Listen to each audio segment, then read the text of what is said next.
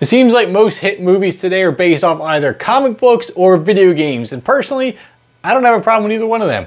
Thanks for clicking on this video. I'm Kevin, and before I get started on this video, I'm going to need you to punch a movie ticket by smacking that like button down there. Or is it there?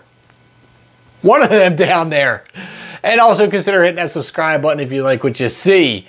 Now, Tomb Raider was a movie that was based off a video game that Angelina Jolie did a handful of years back. I think she made 2 of them, as a matter of fact, and it got rebooted in 2018 with a new Laura Croft played by Alicia Vikander.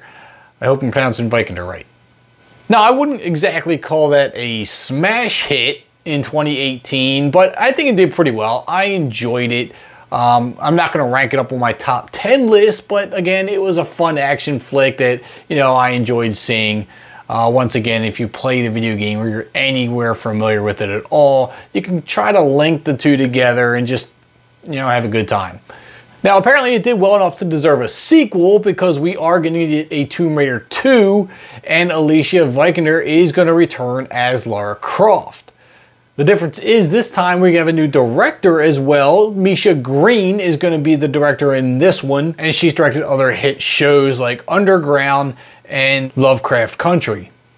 Now, it's too early to even have a plot for this one yet. That's not been disclosed, but the first one, if you had seen it, Laura Croft is this very stubborn, tough girl whose father got lost on an island. We don't know if he was alive, if he was dead, but she wanted to find him, and eventually she did. Well, she found the island in which he was last at. So she goes to this island, which was an extreme adventure to even get to. And then when she gets there, there's all kind of chaos going on. A group of people or organization that's ready to commit genocide, and she goes there to stop them, find her father, a whole slew of other adventures. And again, it was a pretty cool film, not overly, what I'll say, blockbuster type film, but it was good enough.